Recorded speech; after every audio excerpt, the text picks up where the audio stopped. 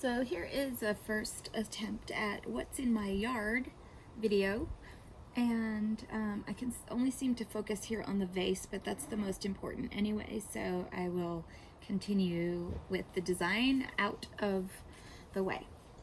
So I have some azalea. I'm going to start with that. I just have clipped 2 pieces of that, and I'm basically just gonna give everything a fresh cut because I did cut everything a few minutes ago and just line it up on my table here. Have some greenery that I don't know what it is.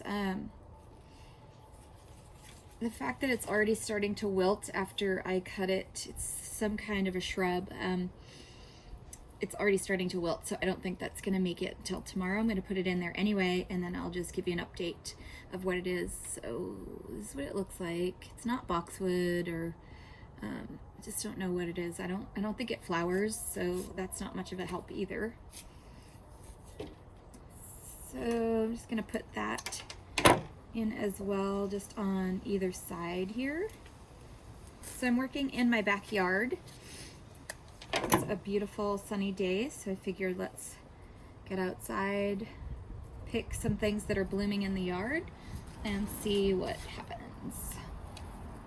So again, you want to take off any foliage that's going to be below the vase neck, because you don't want foliage in the water. That's always your first thing whenever you're making any kind of an arrangement. Okay, so I've kept some long pieces out to the side, and I kind of just make it pretty quick, because who knows what'll happen. All my items might blow away. It's starting to get a little windy. Euonymus, so that's always really pretty. It has a variegation to it, green and yellow. That will be a nice bright contrast.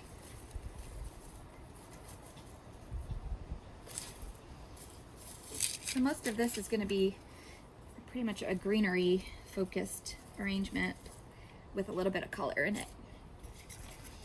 Got this cool piece of honeysuckle. It's a nice vine. Normally I'd put that in at the end, but it's so big and trailing that I'm just going to try to get it in there right now. Cut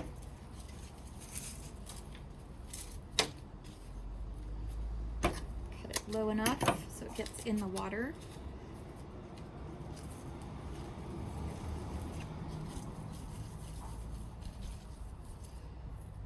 Crazy piece back in, whatever it is.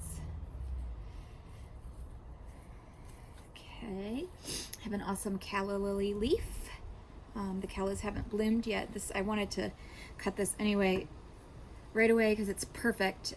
The slugs like our calla lilies, so, and the hostas as well. We can't seem to keep them from getting eaten, so it's kind of nice to have a leaf that is not eaten yet.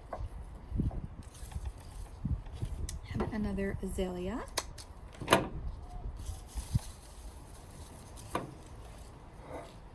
Got an awesome blooming branch here that is from our Asian pear tree. So it's so pretty. I'm gonna put that in.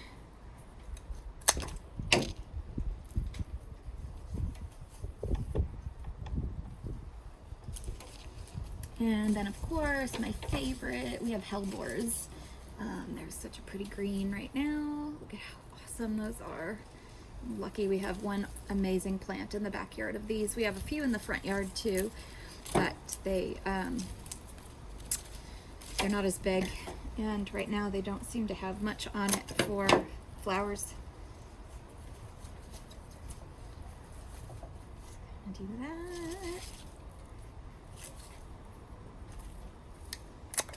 Want to make sure you have all your stems in the water down to the bottom of the vase, and that way you know that everybody's drinking.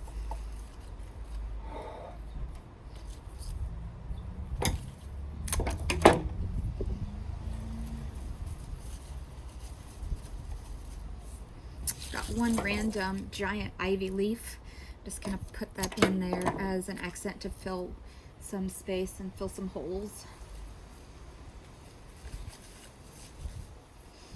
And then we have black pussy willow actually in the yard as well. So still has green leaves on it, and then there they are, the little black pussy willow, so pretty. Try to keep these longer to give this whole arrangement a little bit of excitement.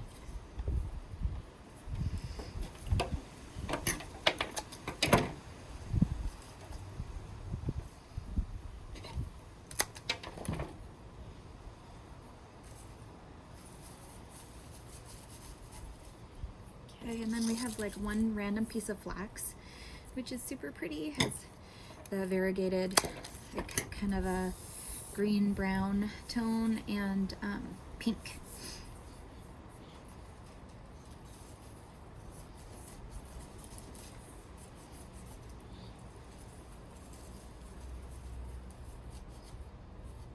Okay, so I'm gonna clear my table here and try to give you a nice shot of this.